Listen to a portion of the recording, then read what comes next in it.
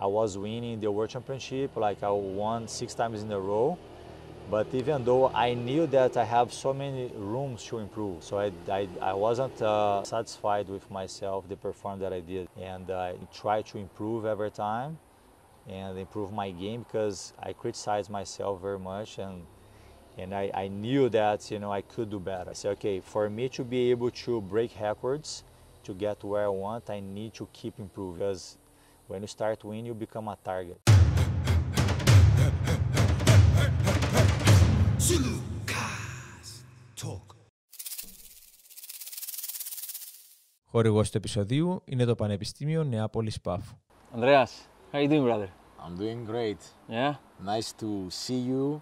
Nice to meet you. I finally meet you in person, brother. Yes. We're from the same country, but I haven't met you. I always hear about you. That's good. I hope good things. Some of them, you know. Just kidding. I'm just kidding. What I hear about you is that you're very professional. What you're doing in jiu-jitsu, either as an athlete or as a teacher, is fantastic. And the whole people speaks about you, speaks about your spirit, about what you teaching and preaching about jiu-jitsu. It's not about the techniques, but just the good way to enter and stay at this fantastic world that is called jiu-jitsu, Brazilian Jiu Jitsu. Yeah, so it's been many years that I'm involved with the sport. Maybe you don't know, but I started as a designer and I did this as a part-time. As a graphic designer? Interior designer. Yeah. All right. Yeah. And in 2014, I make a decision to switch completely to this and teach, and it was a big decision. I knew the risks of leaving something that potentially were earning, not potentially, but they were I was earning more money. But I choose for me, I think quality of life instead of money. And I can tell after like, I don't know, like almost 10 years now that I'm doing this only as my job, that it's the best choice I've made without like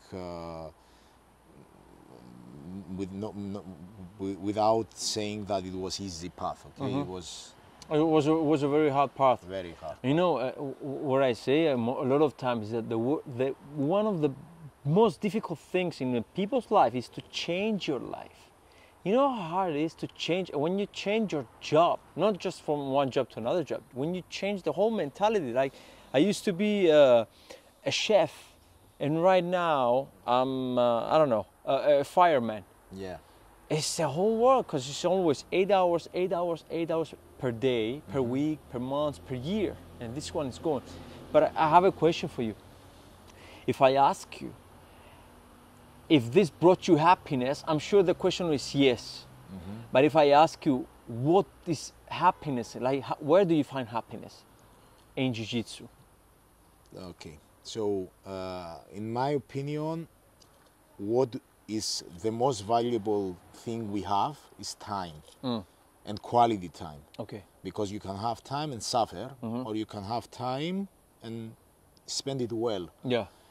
The thing I earn by doing this as a jiu-jitsu instructor is that I have quality time. So what I mean by that, that I'm using my time that I was supposed to be in an office, you know, like spending time doing not things that I don't want, but not the best things, and transition to something that I love, being with people that I love. And as a coach and as an instructor, you build your academy, in my opinion, with the way you format your academy as you want. And this is what I think we reach after many years. We reach in a point that I enter my academy and is a place that I feel very comfortable to be in and very proud, because I'm surrounded by people I trust, and the environment and the vibe is right for me. So this could be in any job. I'm not saying that this could be only in jiu-jitsu, but if you like, if I will, if I have to answer your My question. your question, that quality time, it's It's what giving you happiness through is this. what's giving us happiness. So teaching and teaching and teaching jiu-jitsu and spend times with your students and Yeah. develop their Or have- skills. yeah, or having time for yourself and your family. You know, like managing your time as well. Yeah. I'm not saying that I would gonna be happy if I'm all the time in the Jiu-Jitsu Academy teaching lessons. No, Yeah. you have to manage your time for what is more important for you. All right. And most important is, for me, the family, the friends, my personal time, to be able to be present correctly at Yeah. my family. let's Okay. say. And just to make sure, to say to people, we're in Cyprus right now. Yeah. And your Jiu-Jitsu Academy is in Nicosia, which is the capital, and it's called Palaistra, Yeah. which is a very old Greek name, which means like a fight place, like a place where people were like fighting, but it's an athletic, like they used to wrestle. Yeah. So now we are in Protaras, Yeah. and very close to Protaras is this old city called Salamina from ancient times. I visited with a cousin of my mother, that he's a historic, and he took us in the place, and it was a big temple there. It was like the Yeah. remains of Yeah. the big temple, and around the big temple there were baths, cold room, and saunas. We're talking now, like, I don't know, 2,000 like, years. Yeah, maybe more. Yeah. maybe more. Maybe more, yeah. Sure, maybe. And in the beginning, the the archaeologists, they thought that it was a temple, but by the time being, they realized that that was a gymnasium, and the area that was the temple was the Palaistra. And the Palaistra is the space that fighters would prepare for exhibition fights, Yeah. that or sport fights, like pancrasium, I Yeah, yeah, guess, yeah. and like I don't know, maybe they had they were showing their skills through war, and they were Yeah. prepare their body and mind, as we say. Yeah. And right now, the reason that you're here right now is because you guys have a camp Yeah. that you do every year since 2015, Yes, correct? correct. So it's been now 8 years. Yeah. And what do you do in these camps? Do you invite people here? What do you do? So. What's the name of it, actually? Okay, the name of it is BJJ and Beach Camp. As you said correctly, we start doing this camp in 2015, and the idea was to bring people like high-level competitors or instructors to teach in a vacation mode environment, and to attract other people from other countries to join this event. Okay. Now, how I thought about it, I travel a lot for competition, and to be able to join a good academy and reach this level of people is very difficult. And you're never going to get the attention that you expect. You know, like you may visit a world champion in his academy, but you're going to be one other student. You know, you're not going to have that attention. And what a lot of people miss through a regular seminar or a regular visit on an academy is the lifestyle of this person or the mentality of this coach. So I wanted to use this event, this opportunity to create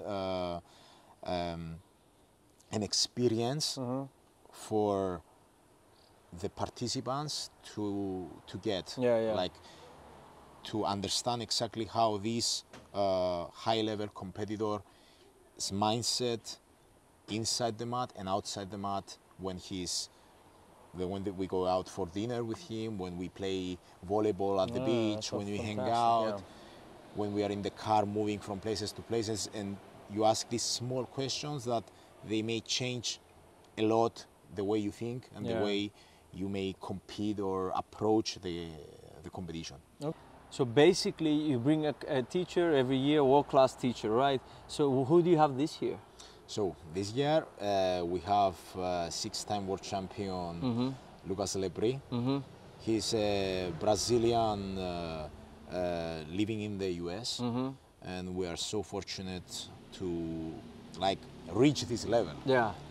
I mean, from where we started to where we like the camp is now, to be able to bring this level of athlete and teacher, and he's coming from very far away. He's coming from Charlotte, from North Carolina, in the United States. All right, so perfect. So is he here? He's here with us, and he's going to join the podcast. Perfect. Go bring him on. Yeah, let's do this. Hello. Lucas. Hey, how you doing? My last name is Lucas. Yeah? My last name, my surname is Lucas. Awesome. Let's go. How's it going? You okay? Good. How about you? No, I'm good. I'm very good. You don't need coffee? You need a coffee? I drink coffee. You drink? Yeah. You're right. All right, so how's Cyprus? You like it? How is Cyprus? Do you like it here? I like it, yeah. It's pretty awesome. It's a nice small island. It's a nice island, yeah. A lot of beautiful places. Yeah. People are nice. Yeah. Food is good. Yeah.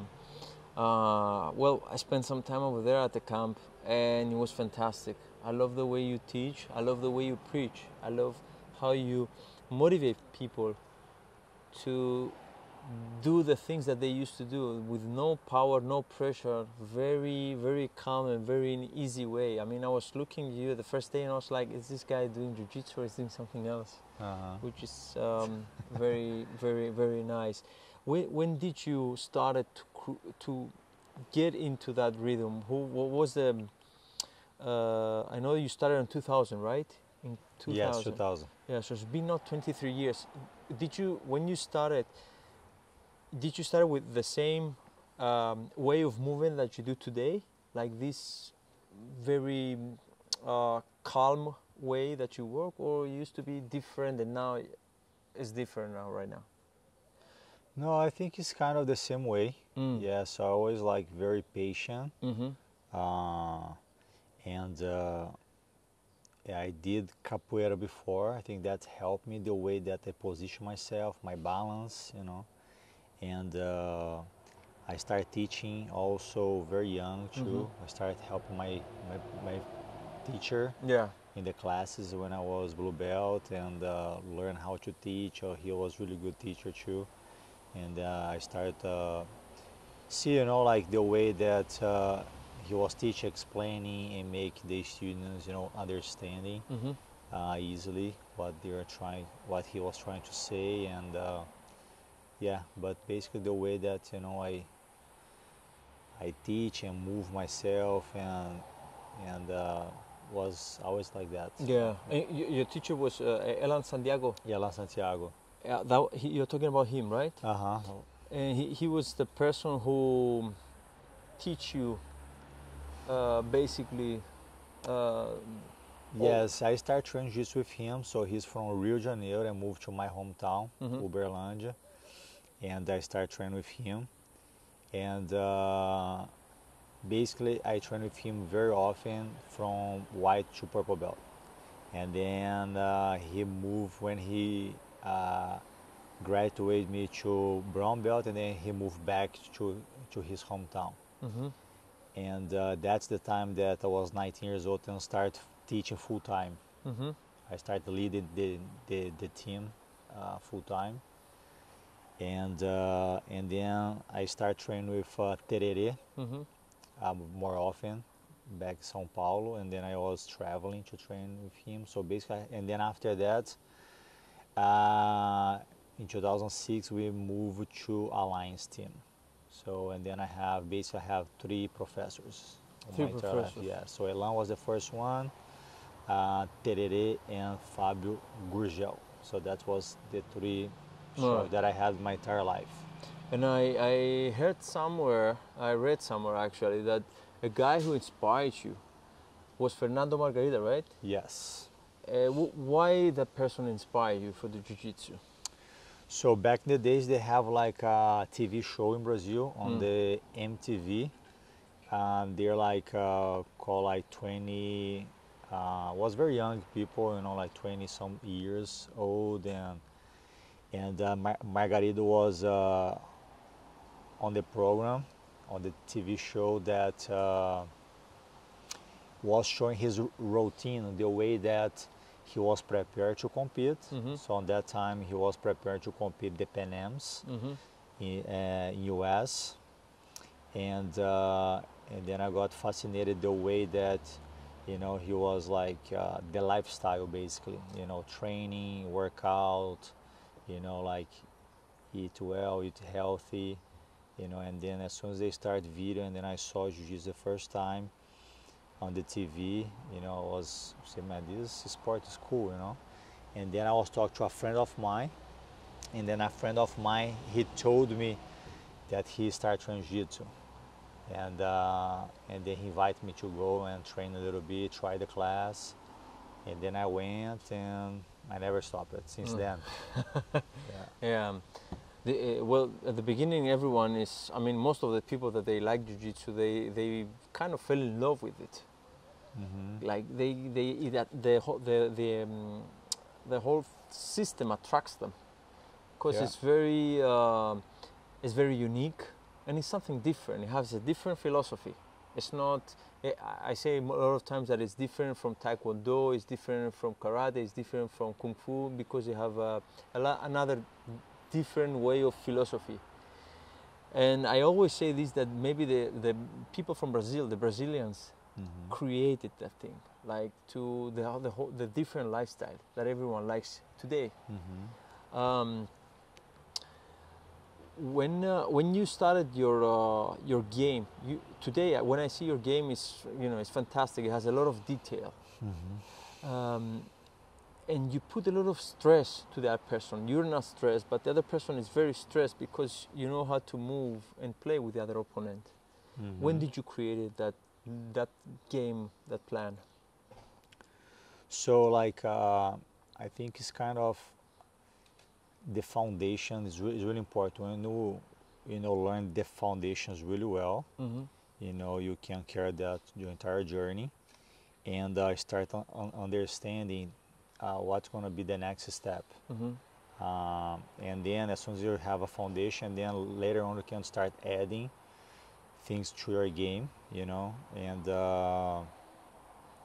yeah, I think patience is big part of, you know, the art as well. If you're patient, if you're impatient, you're going to start making mistakes over and over and start become a snowball, you know. And then is where the guy's going to catch you, you know. And more frustrated you are, also to get something that you are not be able to get it, easily the guy's going to catch you too, because it's mentally, you know. Yeah, frustration is part of the sport and life in general, you know. Like you have to, jiu-jitsu, you have to be comfortable when you're uncomfortable, you know. And Comfortable when you're uncomfortable. Wow, that's fantastic. yeah, I think imagine that you're on the mount, like the guy's on mount on you, or apply, I don't know, some pressure on you. If you hesitated to escape, you know, if you don't have patience, and get start put you frustrated, the way that you want to get out anyways, and then where you're going to make a mistake and the guy's going to catch you, you know. That you can relate it so many things in life, you know. I think I think jiu-jitsu is fascinated, the people fall in love with the art, because they can relate it a lot of things that, you know, they learn in jiu-jitsu and reapply in real life. In life, Yeah. in real life. Do you do that in your own life? I try it as much as I can. Yeah, because I know that you're a husband, you're a father, you're an athlete, and a business owner. because you have your own camp in Charlotte, in North Carolina, right? Yes. So how do you manage all this with patience? Yeah. Of course, I try to do my best, you know, I opened my academy. I was back 2014. I think I have 29 years old, something like that, and I was competing, you know, still. Was really hard. Like, was hard, but at the same time, that pressure put me to work harder too. You know, I knew that it wasn't like, you know, easy, you know, run the academy plus, you know, train the way that I have to train to compete. But also, mentally I was prepared to go through to these obstacles, you know, but at the same time, you need to have a good team by your side, you know, otherwise you cannot do much too. So just by myself, I couldn't do much. So my wife helped me, you know, a lot. She helped me to manage the academy as well. You know, the association that we have too. We have like incredible instructors, you know, as well that can help me to run the academy as well. You know, like the guys that, you know, run the front desk. So I think we have a great, you know, staff. Yeah.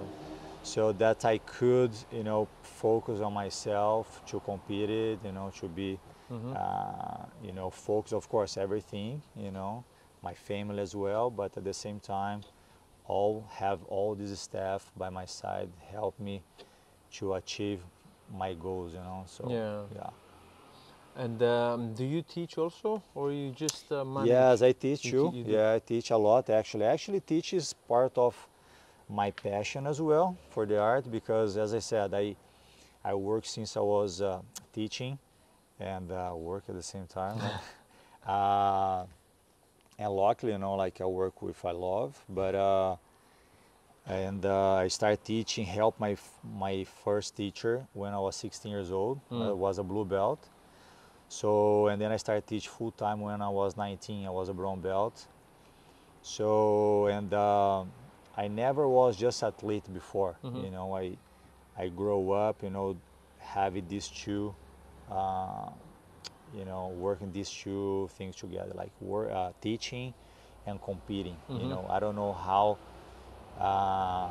to be just athlete. You know, you can see like sometimes on these days we can see just athletes. Sometimes the guys transition to the other areas later on when they stop competing. When you finish. Exactly. So myself I was doing both at the same time, and I stopped competing, and then I still teaching. I still, you know, like I still training. I love training. I like train all the time as well. But with now, like my focus now changed a little bit about like help my students, you know, help the community in general, travel around the world and show them my vision, my passion, you know, to the art, and show them my experience that I had all these years, you know. And yeah, so that's my goal now. Does this, it doesn't give you any stress, like when you had to compete and run the business at the same time? It didn't give you any stress? Like, you know, when you compete, you need time to, you know, focus on yourself and be 100% in that thing.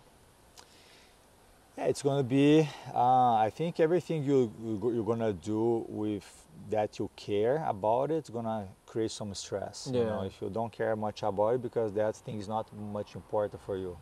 That's, you know, but you have to be able to succeed. You have to be able to do that. You know, no, you have to. You need to be under pressure. You know, like, otherwise you cannot do great things. You know, I think it's important to know how to deal with that. Yeah. How did you choose North Carolina? Did you live over there in Charlotte? So I do. I live there. You used to live before? No. So a lot of people ask me why, like, you know, I choose there. Basically, it's like when I moved from Brazil to US, I moved to New York City. So, so the guy Fabio, he invited me to go and teach in New York City. So, and then I moved back 2008. and I lived there for 4 years. Where did you stay? I used to live in New York. In New York City. 2008. Yeah, Upper East Side. Yeah, Okay. Upper East Side, 64 and First Avenue.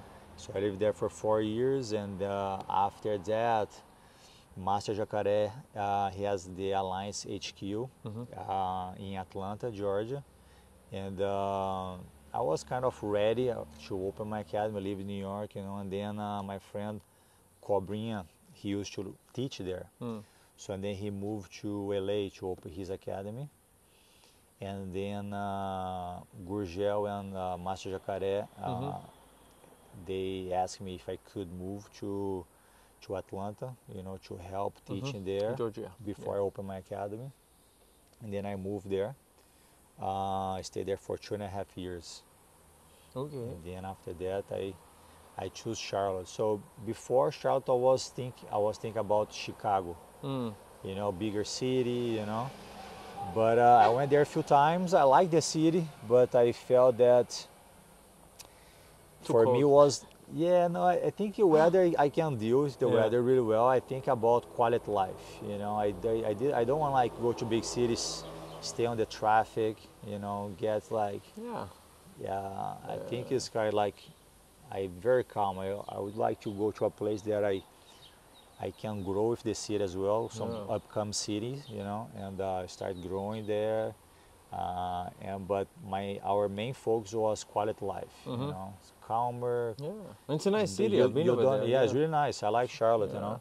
So since I moved back 2014 until now, the city has like changing Yeah, it's tremendously. Yeah. changing every year to the best. Yes.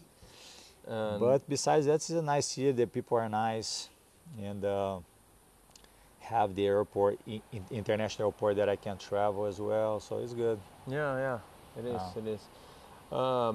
When your students, when they're ready to become an athlete, do you convince them? Do you agree that people should compete mostly? Like you should try to compete. You should try to compete. Do you push people to compete, like your people? So competition is not for everybody, you know.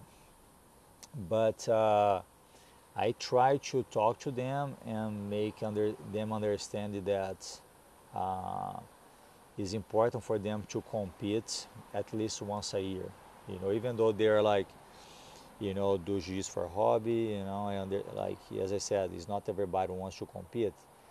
For some reasons, you know, like sometimes the guys they don't want to compete because they have that adrenaline. They don't feel comfortable with that feeling, you know. Sometimes they don't want to look if they lose. They don't want to look bad in front of others. They have so many different reasons that a lot of people they don't like to compete, you know. And but I tell them, you know, about they should go and compete at least once a year because they can change their lifestyle. You know, they can go and focus on the process. You know, okay, I'm gonna change my diet. I'm gonna train more. You know, I'm gonna work out. So there is a lot of things they're gonna improve on that period of time. That, you know, process can be 2 months. You know, 8 weeks before the tournament, and then but they're gonna create new habits, you know, in their lives that they're gonna carry this for the entire life. Yeah, know? like you did for in a big. And the result is, you think is kind of is important to go over there and win. It is important. I tell them, if I sign up to compete something, it's because I want to win. It's not just because I want to participate, you know. If I go, because I'm going to put 100% on that. But of course, it's not, you know, every time we want to go and win gold medal, you know. But I did my best to get that gold medal. If my performance on that day wasn't good enough to get that gold medal, okay, I'm going to train harder for the next one because, you know, I'm not satisfied with the result that I get. Even though, like, you know, I was winning the World Championship, like I won 6 times in a row, But even though I knew that I have so many rooms to improve, you know, so I wasn't satisfied with myself, the performance that I did. And I try to improve every time and improve my game, because I criticize myself very much, and I knew that, you know, I could do better, you know. I said, okay, for me to be able to break records, to get where I want, I need to keep improving, you know, because when you start winning, you become a target. So when you're a target, everybody like look up to you and want your head, you know. You Everyone wants to bite you. Yeah, so you need to keep it up. Otherwise, if you feel comfortable where you are, somebody can cut your head off. They find you in a moment that you're not strong that much, you know, they cut your head. So, but you have to be, you know, I think very precisely and strong mentally too, not physically, you know. Mentally is a big part of the game. You know, you have to be, you know, walk together, you know, like mentally, physically, because you can prepare yourself as hard as you can, but if your mental is not prepared to deal with that pressure, because let's imagine that, you know, let's say that you current the champion, you know, so you're gonna have a lot of pressure about the media, about the sponsor, about, you know, students, team, so, and then the social media talk about, okay, who's gonna beat Lucas, who's gonna be the new race star, whatever, like the new race star starting moving up for, you know, the other belts, and then if you don't know how to deal with all this pressure, then you can train a lot, but then when you get the day, you can freeze, you know, you don't perform as well. Yeah, you forgot even the basic one-on-one because you just freeze. Yeah, and the fear that you feel on the day of, you know, like you fight, can push you back. You know, that fear that you have to lose is become a nightmare, you know, because you're not gonna perform the way that you train for. You're gonna just freeze and When you had your games, when you compete, what was the plan for your mind game? For example, did you isolate yourself from friends and family for a time of period, or did you do the opposite because it made you release some stress? You know what I mean? Like, yes, I know. I think it's kind of myself. I did already these two ways that you told me. you tried both? No. Oh, two ways. Like I did already. So first, I was that type of guy on the beginning of my career that I want to isolate myself a few days, you know, don't talk much. And then later on, I realized that wasn't good for me, you know. And then have like, you know, friends and family around for me, like help me, you know. That was, you know, put more relax, you know, don't think much about it, what's gonna happen, because if you're well prepared, you know, you're gonna face everything. So I realized that having people around was good for me. Yeah. And preparation was a must. Like, for example, if you're ready. Really, I think it's kind of have a good people by your side is good. Of course. You don't need to positive people. Because I believe the energy as well. You know, you have to create yourself with. You know, like if you stay for friends, they have to have the same mentality as you. You know, if they're competing, you have to, you know, be able to, you know, stay close to the guys that have the same mentality, think like you, and ready to win. You know, and that's important, super important. Yeah, I believe in energies as well. When sometimes when you feel a bad energy, you feel it. When a person is a negative person, you just feel it. So I believe it. You might not see it, but you understand that it's here. Yeah. When you had to face a hard opponent in a tournament, do you study your opponents, or did you just trust yourself and trust your plans? Because I know there are two ways of athletes. It's the athletes that there is, you know what, I'm ready for everything. And there's other athletes that are like, you know, I'm ready, but I want to study to see what's his negative sides, and I will try to, you know, make him fall in trap. I always like, well, I wasn't good in strategy, you know, like, I think is myself, I like to go and compete, you know, what it is, like it happened, you know, happen. I feel much like during the fight I can feel it, you know. So I don't like to study much, because if I study my opponents, especially my division, lightweight division, have so many talents. Yeah. So imagine that, I don't know, let's say the bracket have like 35, 40 guys, you know. Let's say for these 40 guys, maybe 10 to 15, there is a good chance to win. So if I worry about these 10, 15 guys that I don't know which side they're gonna, if it's gonna be on my side or not, if I worry and study everybody, not or most of the guys, you know, on the division, that they have a chance to win, very tough, I kind of like forget about my game, you know, I forget about their games, you know. So what I focus on is my game, put my game so tight, even though they know what I'm trying to do it. So I put my game so sharp, is the way that they're not able to stop what I'm playing or what I'm doing, you know. Okay. And make my connections better and better every time. So the way that they're not able to say, okay, even though they know that they're studying me, because I was the champ of the category, but I know that even though I was able to use it, I want. Yeah. And some of those guys, they're friends of you, like we're friends, right? Some of them. I know that you had the, you know. Yeah, so kind of I respect everybody, all my opponents, you know, because I know that they train hard as well. And most of them is really good, nice guys too. I talk with them. I don't have any issues with anybody. Yeah. Who was the most, I'm not going to ask you about the opponent, but the most excited game that you remember? That is, you said, you know, this was one of the best games I ever did in my life. A tournament? Tournament. Yeah. I have like,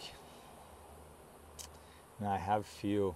It's kind of course, the first World Championship was unforgettable, because I was like, you know, was very hungry to win. And then from the 5 fights that I had, I finished 4, you know.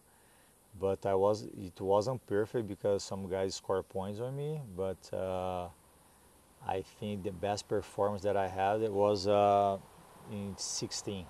2016. That because there is like an interesting story, you know, back on that year, because 2016 I kind of lost my motivation, you know, and a month before World Championship I was training, and then was very weird feeling that I wasn't excited to compete, you know, and then it was really hard for me to have that far back. So, and then I didn't want to train much, and then so I stayed like that for maybe almost 2 weeks. Yeah. Wow. And what changed to drive you back? I don't know, like I stopped training a little bit. I was just teaching, and I started, you know, talk to myself, okay, why? Okay, because I was kind of on the halfway of my goals, you know, about like breaking records. Yeah. So, and then I was already like 2 World Championships, you know, and I say, I don't know if because I was seeing that goes too far away. And then I started to realize that to get it, that goal was too far. I should, like, you know, get the small goals as I was doing. The winning small goals until I'm gonna reach that, you know, that number that was in my mind, you know. But to break the record.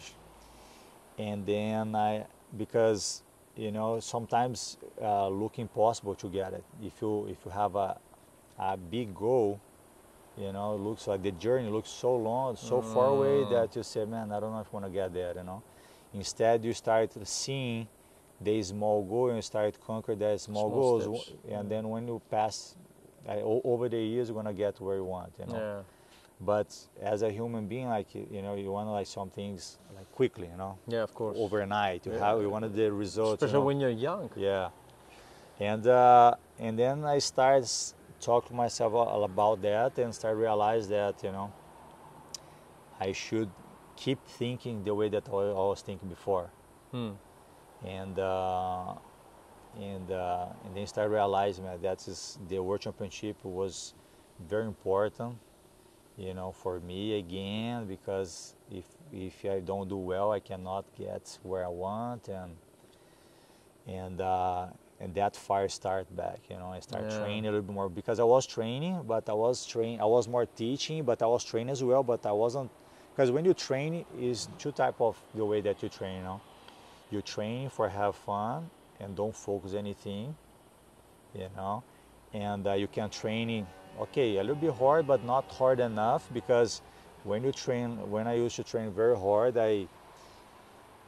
so I didn't accept, even when I was training, the guy score any points on me. So I would like train really well, you know, do shark tanks and my conditioning, you know, very well. I didn't miss anything, miss any training, and then I start kind of focus again, you know.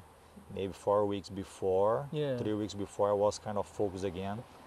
Then I was able to get that fire back, and I was like, so this tournament I went super focused. So a month before the tournament, I wasn't very focused, and to become like the most, I don't know how to say, but the most, so I fought the tournaments like hyper focus. I don't know, like super focus. You're like 101%. Yeah, so nothing was able to disfocus me, like, you know. Nothing was distract me. Yeah. You know, maybe your brain wanted to just calm and relax and maybe, you know, switch off for a little bit, then sky high again. Yeah. You know, maybe that was your mind that, you know, wanted to take some breath and then I think is true, because back 2017, 18, a month before, I traveled with my family. You know, I stayed like almost like 4 days, you know. I didn't train, just did my workout. We went to the beach, and then I relaxed a little bit. So I started to realize that I was putting so much pressure on me that I had to have that break on my training. That's perfect. That's perfect. Yeah. It's perfect that you say that, because when you compete, you want to do your best. You know that everyone is trying to do their best, and it's a lot of pressure that you create for yourself. Yeah. So sometimes step back, make a step back, and catch some breath. Maybe it's 3-4 days, a whole days with your families and friends, and go to the beach and relax. Yeah. And then you will go back and you're like super fresh. Yeah, that's true. Super fresh. So you create a legacy, brother. You create a legacy as an athlete. What do you want to create for the next 10 years, 20 years? It's kind of wanna share, Share, I think, is important. Share the experience, share like the community, like my experience to the community, not just with my students in Charlotte, my association, but share with the community what I can help them for them to achieve their goals. Like help others now is my main priority. Ever help them, like as I achieve my goals now is my goal to help them to achieve their goals. I think is important for me now. This is so great, because you always appreciate the people that they want to help. You always, and in this life that everyone wants to get something, you hear a person says that I want to give, I want to give back to the community. I want to help people, which is great. You don't find that. A lot of people wants to grab something. Everyone wants to take. I want money. I want this. I want this. I want this. But nobody says, I want to give. I want to give back. No. So this is perfect what you're saying. Look, man, I don't want to keep you more long because I know you have also class. You have your final. It's a final right now, right? Like the So we are here. Final class. Yeah, so the camp has been amazing. You know, have a great group of guys in Cyprus. You know, the camp. You know, BJJ and Beach Camp. You know, they're doing an amazing job here. Create the community here in the island. You know, that's the sport. You know, is growing a lot over here. You know. And I'm very happy to be here. We had this amazing camp. Today, unfortunately, is going to be the last, last session. But I'm happy, you know, what we did here, and impact so many, people's life, through jiu-jitsu. And for sure, everybody's going to remember this day. Yeah, of course. I mean, for me, it was fantastic as a person who. Got the chance to be at the camp, and it's fantastic because I saw something different in Brazilian Jiu Jitsu through your teaching that you can take with some patience, with a lot of patience, you can achieve more. I was a person, and I am a person, I used to put a lot of pressure, and I just, the biggest lesson I learned is just relaxed and use your jiu-jitsu, but not with strength, but with with your mind, with technique. Yeah. More technique and more technique. Yeah, so I think it's kind of like every time that you apply, like in jiu-jitsu, certain positions, jiu-jitsu is made by leverage. You know, like if you create the right, action and reaction. Yeah. It can you can neutralize your opponent easily. But you need to have the patience to wait for that right moment, or you can create that moment too.